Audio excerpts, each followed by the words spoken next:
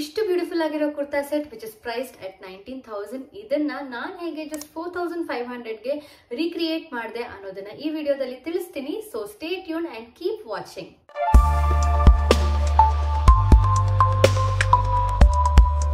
Hey lucky charms, welcome back. This is Shweta. ಹೇಗಿದ್ದೀರಾ ಎಲ್ಲರೂ?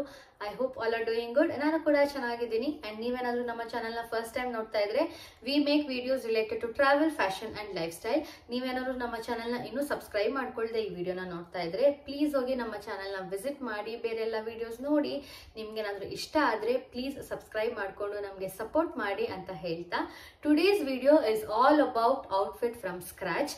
So ನಾನು ಹೇಗೆ ಇಷ್ಟು ಬ್ಯೂಟಿಫುಲ್ ಆಗಿರೋ ಒಂದು ಕುರ್ತಾ ಸೆಟ್ನ ವಿಚ್ ಇಸ್ ಪ್ರೈಸ್ಡ್ ಅಟ್ 19,300 ಇದನ್ನ ನಾನು ಹೇಗೆ ಜಸ್ಟ್ 4,500ಗೆ ರೀಕ್ರಿಯೇಟ್ ಮಾಡಿದೆ, ಫ್ಯಾಬ್ರಿಕ್ಸ್ ಎಲ್ಲಿಂದ ಪರ್ಚೇಸ್ ಮಾಡಿದೆ, ಹ್ಯಾಂಡ್ ವರ್ಕ್ ಎಲ್ಲಿ ಮಾಡಿಸಿದೆ ಅಂಡ್ ಕಂಪ್ಲೀಟ್ ಡೀಟೇಲ್ಸ್ ನಾನು ಈ ವಿಡಿಯೋದಲ್ಲಿ ನಿಮಗೆ ಶೇರ್ ಮಾಡ್ತೀನಿ.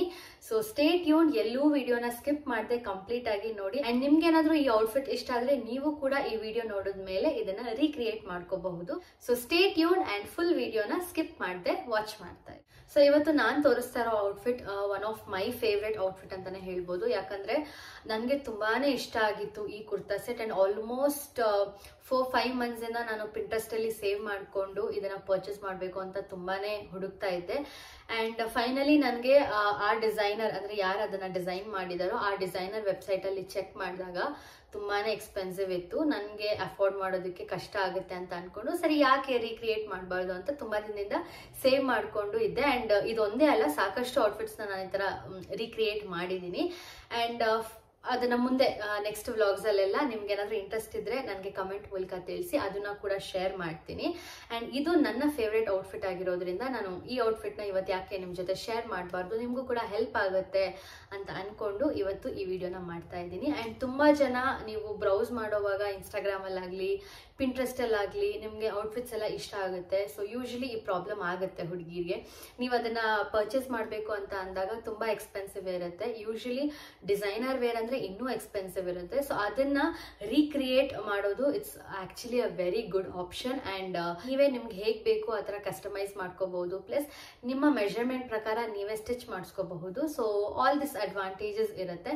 ಸೊ ಅದಕ್ಕೋಸ್ಕರ ನಾನು ಈ ಔಟ್ಫಿಟ್ ನ ಹೇಗೆ ರೀಕ್ರಿಯೇಟ್ ಮಾಡಿದೆ ಅನ್ನೋದನ್ನ ಈಗ ನಾನು ಶೇರ್ ಮಾಡಿ. ಸೊ ಈಗ ನಾನು ಯಾವುದೇ ಒಂದು ಔಟ್ಫಿಟ್ಸ್ ನ ರೀಕ್ರಿಯೇಟ್ ಮಾಡುವಾಗ ಯೂಶಲಿ ನಾನು ಫ್ಯಾಬ್ರಿಕ್ಸ್ ನ ಐದರ್ ಕಮರ್ಷಿಯಲ್ ಸ್ಟ್ರೀಟ್ ಇಲ್ಲ ಚಿಕ್ಪೇಟಲ್ಲಿ ಪರ್ಚೇಸ್ ಮಾಡ್ತೀನಿ. ಕೆಲವೊಂದು ಸರಿ ಏನಾಗುತ್ತೆ ಅಂತ ಹೇಳಿದ್ರೆ ಕೆಲವೊಂದು ಫ್ಯಾಬ್ರಿಕ್ಸ್ ಕಮರ್ಷಿಯಲ್ ಸ್ಟ್ರೀಟ್ ಅಲ್ಲಿ ಎಕ್ಸ್ಪೆನ್ಸಿವ್ ಇರುತ್ತೆ, ಚಿಕ್ಪೇಟಲ್ಲಿ ಚೀಪ್ ಆಗಿ ಸಿಗುತ್ತೆ.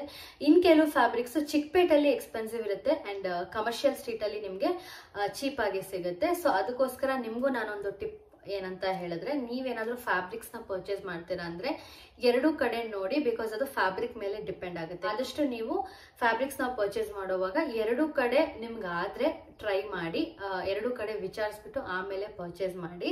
ಅಂಡ್ ಹಾಗೆ ಈ ಔಟ್ಫಿಟ್ ನ ಕ್ರಿಯೇಟ್ ಮಾಡೋದಕ್ಕೆ ಮೇನ್ ಫ್ಯಾಬ್ರಿಕ್ ಯಾವುದು ಅನ್ನೋದನ್ನ ಫಸ್ಟ್ ನಿಮ್ಗೆ ತೋರಿಸ್ಬಿಡ್ತೀನಿ. ಸೊ ಈ ಔಟ್ಫಿಟ್ ನ ನಾನು ರೀಕ್ರಿಯೇಟ್ ಮಾಡಿ ಆಲ್ಮೋಸ್ಟ್ ಈಗ 6 ಮಂತ್ಸ್ ಆಗ್ತಾ ಬಂತು. ನಾನು ಒನ್ ಟೈಮ್ ವೇರ್ ಕೂಡ ಮಾಡಿದೀನಿ, ತುಂಬಾನೇ ಚೆನ್ನಾಗಿ ಕಾಣಿಸ್ತಾ ಇತ್ತು. ನಾನು ಫೋಟೋ ಕೂಡ ಇಲ್ಲಿ ಹಾಕಿರ್ತೀನಿ. ಸೊ ಈ ಫ್ಯಾಬ್ರಿಕ್ ಬಂದು ಶಿಮ್ಮರ್ ಜಾರ್ಜೆಟ್. ಈಗ 6 ಮಂತ್ಸ್ ಹಿಂದೆ ಈ ಫ್ಯಾಬ್ರಿಕ್ ತುಂಬಾನೇ ಟ್ರೆಂಡ್ ಅಲ್ಲಿ ಇತ್ತು.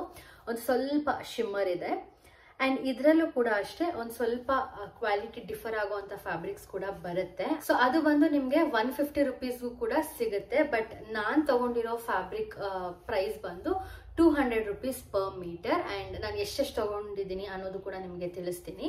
ಫ್ಯಾಬ್ರಿಕ್ ನಾನು ಎಲ್ಲಿ ಪರ್ಚೇಸ್ ಮಾಡಿದೆ ಅನ್ನೋ ಡೀಟೇಲ್ಸ್ ಏನಾದ್ರು ನಿಮ್ಗೆ ಬೇಕಿದ್ರೆ ಕಮೆಂಟ್ ಮೂಲಕ ತಿಳಿಸಿ, ನಾನು ನಿಮ್ಗೆ ಶಾಪ್ ಅಡ್ರೆಸ್ ನ ಕಳಿಸ್ತೀನಿ. ಸೊ ಟಾಪ್ಗೆ ನಾನು 2.25 ಮೀಟರ್ಸ್ ನ ಪರ್ಚೇಸ್ ಮಾಡಿದ್ದೀನಿ. ಬಿಕಾಸ್ ಎಲ್ಬೋ ಸ್ಲೀವ್ಸ್ ಇದೆ, normal straight cut kurta with side slit ಇದೆ. ಸೊ ಅದಕ್ಕೋಸ್ಕರ 2.25 ಮೀಟರ್ಸ್ ಸಾಕಾಗುತ್ತೆ ಅಂತ ಹೇಳ್ಬಿಟ್ಟು ಟಾಪ್ಗೆ 2.25 ಮೀಟರ್ಸ್ ತಗೊಂಡಿದ್ದೀನಿ. ಅಂಡ್ ಪ್ಯಾಂಟ್ ಅಗೇನ್ ಸೇಮ್ ಫೋಟೋದಲ್ಲಿ ಒಂದು ಸ್ವಲ್ಪ ಲೂಸ್ ಫಿಟೆಡ್ ಇದೆ, ಬಟ್ ಸ್ಟ್ರೈಟ್ ಪ್ಯಾಂಟ್. ಸೊ ನನಗೂ ಸೇಮ್ ಟು ಸೇಮ್ ಬೇಕು ಅಂತ ಹೇಳ್ಬಿಟ್ಟು ನನಗೆ 2 ಮೀಟರ್ಸ್ ಸಾಕಾಗುತ್ತೆ ಅಂತ ಹೇಳ್ಬಿಟ್ಟು ಪ್ಯಾಂಟ್ಗೆ 2 ಮೀಟರ್ಸ್ ತಗೊಂಡಿದ್ದೀನಿ ಅಂಡ್ ಟಾಪ್ಗೆ 2.25 ಮೀಟರ್ಸ್ ತಗೊಂಡಿದ್ದೀನಿ into 200 rupees. So per meter ಇದು 200 ರುಪೀಸ್ ಚಾರ್ಜ್ ಆಯಿತು. ಸೊ ನನಗೆ ಟೋಟಲ್ 4.25 ಮೀಟರ್ಸ್ ಆಯಿತು. ಅಂಡ್ ಈ ಟಾಪ್ ಅಂಡ್ ಪ್ಯಾಂಟ್ ಫ್ಯಾಬ್ರಿಕ್ ಗೆ ನಾನು 850 ರುಪೀಸ್ ಪೇ ಮಾಡಿದ್ದೀನಿ. And after that dupatta purchase ಮಾಡಿದ್ದೀನಿ. ಫಸ್ಟ್ ನಾನು ಇದ್ರ hand work and stitching details ಎಲ್ಲ ಕೊಟ್ಬಿಡ್ತೀನಿ. ಅದಾದ್ಮೇಲೆ ಐ ಥಿಂಕ್ ದುಪ್ಪಟ್ಟ ಅದು ಹೇಳಿದ್ರೆ ಬೆಟರ್ ಅಂತ ಅನ್ಸುತ್ತೆ. ಸೊ ಟಾಪ್ ಫ್ಯಾಬ್ರಿಕ್ ಬಗ್ಗೆ ನಿಮ್ಗೆ ಗೊತ್ತಾಯ್ತು. ಅಂಡ್ ಇವಾಗ ನಾನು ಹ್ಯಾಂಡ್ ವರ್ಕ್ ಬಗ್ಗೆ ಡೀಟೇಲ್ಸ್ ಕೊಡ್ತೀನಿ. ಸೊ ಹ್ಯಾಂಡ್ ವರ್ಕ್ ಕೂಡ ಅಷ್ಟೇ, ಆಕ್ಚುಯಲ್ ಫೋಟೋದಲ್ಲಿ ಕಂಪ್ಲೀಟ್ ಅದು ಹ್ಯಾಂಡ್ ವರ್ಕ್ ಆರಿ ವರ್ಕ್ ಇದೆ. ಸೊ ನನಗೆ ಸೇಮ್ ಟು ಸೇಮ್ ಬೇಕಿತ್ತು. ಇದಕ್ಕೆ ನಿಮಗೆ ಆಪ್ಷನ್ ಇದೆ, ನಿಮಗೆ ಸೇಮ್ ಟು ಸೇಮ್ ಲುಕ್ ಬೇಕು ಬಟ್ ಎಕ್ಸ್ಪೆನ್ಸಿವ್ ಆಗಬಾರ್ದು ಅನ್ನೋದಿದ್ರೆ ನಿಮಗೆ 2 ಆಪ್ಷನ್ ಇದೆ. ಒಂದೇನಂದ್ರೆ ಸೇಮ್ ಆಸ್ ಇಟ್ ಈಸ್ ನೀವು ಹ್ಯಾಂಡ್ ವರ್ಕ್ ಮಾಡಿಸ್ಬೋದು, ಅಥವಾ ಇದರಲ್ಲಿ ಇನ್ನೂ ಸ್ವಲ್ಪ ಎಂಬ್ರಾಯ್ಡ್ರಿ ಸ್ವಲ್ಪ ಚೇಂಜಸ್ ಮಾಡಿ ಸೇಮ್ ಲುಕ್ ಬರೋ ತರ ಎಂಬ್ರಾಯ್ಡ್ರಿ ಡಿಸೈನ್ ಕೂಡ ಚೇಂಜ್ ಮಾಡ್ಕೋಬಹುದು. ಇಲ್ಲ ಅಂತ ಹೇಳಿದ್ರೆ ನೀವು ಲೇಸ್ ಕೂಡ ಪರ್ಚೇಸ್ ಮಾಡ್ಬೋದು, ರೆಡಿ ಲೇಸ್ ಸಿಗುತ್ತೆ. ಸೊ ಲೇಸ್ ನೀವು ಪರ್ಚೇಸ್ ಮಾಡಿದ್ರೆ ಆರಾಮಾಗಿ ನಿಮ್ಗೆ ಬಂಡಲ್ ಒಂದು 300-350 ಅಂದ್ರೆ ಹ್ಯಾಂಡ್ ವರ್ಕ್ ಲೇಸಸ್ ಸಿಗುತ್ತೆ. ಸೊ 300 to 350 ಆ ತರ ರೇಂಜ್ ಅಲ್ಲಿ ಫುಲ್ ಬಂಡಲ್ ಸಿಗುತ್ತೆ. ಸೊ ನಿಮ್ಮ ಮೆಜರ್ಮೆಂಟ್ ಪ್ರಕಾರ ನಿಮ್ಗೆ ಎಷ್ಟು ಬೇಕೋ ಅಷ್ಟನ್ನ ಪರ್ಚೇಸ್ ಮಾಡ್ಕೊಂಡು ಎಲ್ಲೆಲ್ಲಿ ಇದೆಯೋ ಅಲ್ಲಿ ನೀವು ಹಾಕೋಬಹುದು. ಅವಾಗ ನಿಮ್ಗೆ ಇನ್ನೂ ಸ್ವಲ್ಪ ಕಮ್ಮಿ ಆಗುತ್ತೆ. ಓಕೆನಾ? ಇಲ್ಲ ನಮ್ಗೆ ಸೇಮ್ ಟು ಸೇಮ್ ಬೇಕು, ಸ್ವಲ್ಪ ಅದೇ ಲುಕ್ ಬೇಕು ಅಂತ ಹೇಳಿದ್ರೆ ನಾನು ಎಂಬ್ರಾಯ್ಡ್ರಿ ಮಾಡಿಸಿರೋ ಹಾಗೆ ಸೇಮ್ ಟು ಸೇಮ್ ಎಂಬ್ರಾಯ್ಡ್ರಿ ನೀವು ಕೂಡ ಮಾಡಿಸಬಹುದು. ಸ್ವಲ್ಪ ಕ್ಲೋಸ್ ಅಪ್ ಅಲ್ಲಿ ತೋರಿಸ್ತೀನಿ. ನಾನು ಸೇಮ್ ಕಲರ್ ಕಾಂಬಿನೇಷನ್ ಅಲ್ಲೇ ಹ್ಯಾಂಡ್ ವರ್ಕ್ ಮಾಡಿಸಿದ್ದೀನಿ, ನಾನು ಕೂಡ ಆರಿ ವರ್ಕ್ ಮಾಡಿಸಿದ್ದೀನಿ. ಸೊ ಹ್ಯಾಂಡ್ ವರ್ಕ್ಗೆ ನಾನು ಎಷ್ಟು ಪೇ ಮಾಡಿದೆ ಅಂದ್ರೆ 1800 ಪೇ ಮಾಡಿದ್ದೀನಿ. ಕಂಪ್ಲೀಟ್ ಫೋಟೋದಲ್ಲಿ ಇರೋ ತರಾನೇ ವಿ ನೆಕ್ ಅಲ್ಲಿ ಮಾಡಿಸಿದ್ದೀನಿ and complete straight full kurta ಮಾಡಿಸಿದ್ದೀನಿ. ಫ್ರಂಟ್ 2 ಲೈನ್ಸ್ ಬರುತ್ತೆ ಅಂಡ್ ಆಲ್ಸೋ ಸ್ಲೀವ್ಸ್ಗೂ ಅಷ್ಟೇ ನಾನು ಒಂದು ಸಣ್ಣದಾಗಿ ಸೇಮ್ ನೆಕ್ ಲೈನ್ ಅಲ್ಲಿ ಏನಿದೆಯೋ ಅದೇ ಬಾರ್ಡರ್ ತರ ಕೊಡಿಸ್ಬಿಟ್ಟು ಚಿಕ್ಕ ಚಿಕ್ಕ ಬುಟ್ಟಾಸ್ ಕೊಡಿಸಿದ್ದೀನಿ. ಸೊ ಬುಟ್ಟಾಸ್ ಕೂಡ ಅಷ್ಟೇ ಸೇಮ್ ಕಲರ್ ಥ್ರೆಡ್ ನ ಯೂಸ್ ಮಾಡಿದ್ದೀನಿ. ಅಂಡ್ ಒರಿಜಿನಲ್ ಪಿಕ್ಚರ್ ಅಲ್ಲಿ ನೀವು ನೋಡಿದ್ರೆ ಬ್ಯಾಕ್ ನೆಕ್ ಅಲ್ಲೂ ಕೂಡ ಇದೆ. ನಾನು ಬ್ಯಾಕ್ ನೆಕ್ ಅಲ್ಲಿ ಮಾಡಿಸಿಲ್ಲ, ಹೇಗಿದ್ರು ಅದು ಕಾಣಿಸಲ್ಲ. ಸೊ ಬ್ಯಾಕ್ ನೆಕ್ ಅಲ್ಲಿ ಮಾಡಿಸಿಲ್ಲ, ಫ್ರಂಟ್ ಮಾತ್ರ ಇದೆ ಅಂಡ್ ಸ್ಲೀವ್ಸ್ ಅಲ್ಲಿ ಇದೆ. ಸೊ ಹ್ಯಾಂಡ್ ವರ್ಕ್ ಗೆ 1800 ಪೇ ಮಾಡಿದ್ದೀನಿ. And again coming to the pant, ಇದು ಬಂದು ನಾರ್ಮಲ್ ಸ್ಟ್ರೈಟ್ ಕಟ್ ಪ್ಯಾಂಟ್ ಇದೆ ವಿತ್ ಮುಂದೆ ಬಂದು ಬೆಲ್ಟ್ ಇದೆ and back side it is elastic. So ಇವಾಗ ಇದು ಕುರ್ತಾ ಅಂಡ್ ಇದು ಪ್ಯಾಂಟ್. ಸೊ ಇವಾಗ ದುಪ್ಪಟ ಅಷ್ಟೇ ಸೇಮ್ ಟು ಸೇಮ್ ಬೇಕು ಅಂತ ಹೇಳ್ಬಿಟ್ಟು ನಾನು ಸೇಮ್ ಕಲರ್ ಹುಡುಕ್ತಾ ಇದ್ದೆ.